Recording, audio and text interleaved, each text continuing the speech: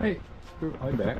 We're gonna do a small turning, and I mean small. Um, this is reviving a Koname board. This is an ancient Hawaiian game that you play traditionally with a rock with hollowed out holes. I'm using a piece of wood. This is not actually authentic or anything, but I used a router to get these holes. And the object is to put these little poi pounders in there, and it's kind of like Go. And the last one to move is the winner. Anyway, this is a 6x6. That means I gotta turn like a lot of these little guys. So I used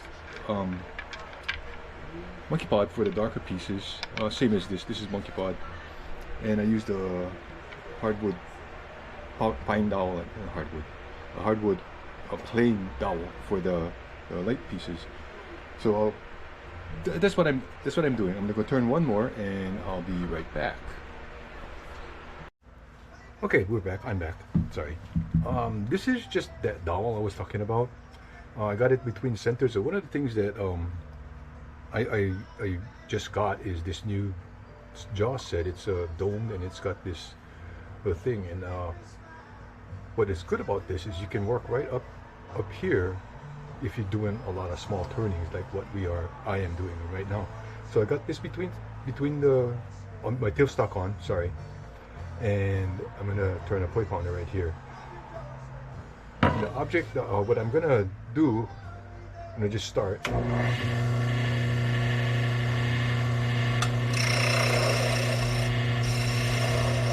But remember to leave enough over there for your little pointy object, the pointy part. I pre-marked this about 1 inch increments, and I actually turned several of these from this dowel, which is pretty good. I mean, it makes sense, right? So I started the next one, and I'm going to finish this, but I'm going to put it in time warp because you don't need to watch me do this, right? Be right back.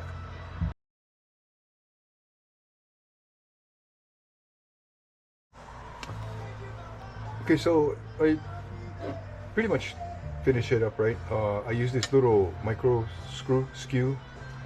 This is a good time to practice your skew skills. I've also used this long skew. It's very thin, and it's got a long sharpened object. I mean, sharpened area, and this is good to get close into.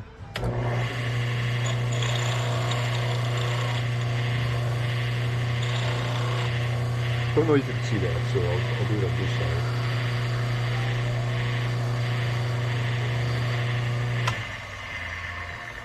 So you can go much farther. You can actually get that off. I just don't want to get that off because I'm going to sand first, and then I'm going to take it off, and we'll be done.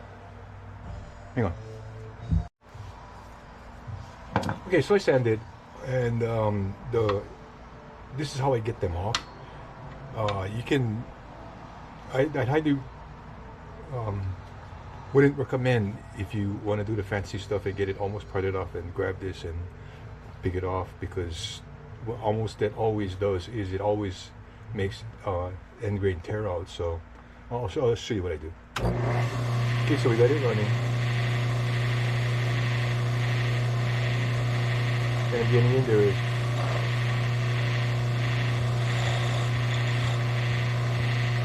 as deep as I can.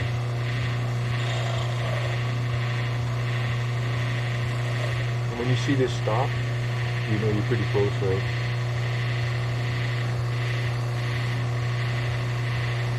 And when you get close like this, a lot of times you want to be a show off, and you want to grab that little part, kind of snap that little bitty piece of wood. Yeah, you almost always get tear out, so I wouldn't do that. Yes, I have had that happen to me. And that's it.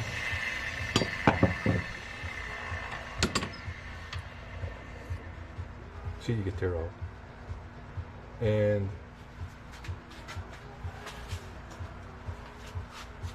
with this razor blade, finish it off.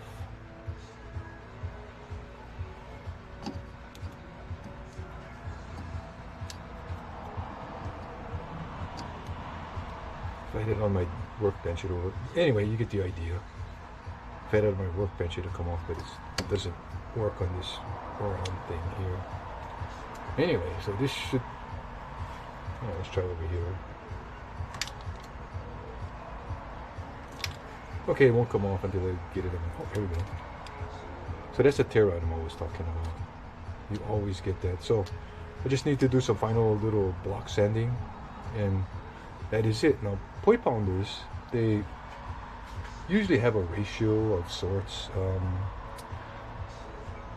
This is just for that Konane board, so I don't think it follows any of those actual ratios, but generally it has a round bottom. It does not have a flat spot on there. It's usually round, and there's this little taper and a little handle, so when you hold it over here with your hand, it won't slide out, right? And this is also usually domed on the top. I guess it varies from island to island, but essentially that's it. All right, thank you very much. Okay, this is the almost finished piece.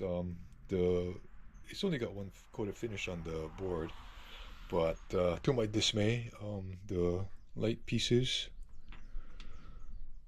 don't contrast that much with the dark pieces, so I'm gonna have to figure something out. Anyway, this is what the finished product kind of looks like. These are empty, so you can see what's going on there. I put little pockets on the sides for us to put the fake ili, the stones. Anyway, that's what it's supposed to look like. And I encourage you guys to maybe try revive this old ancient game in a non-ancient fashion. Sorry about that. I apologize for the purists out there, and thank you very much.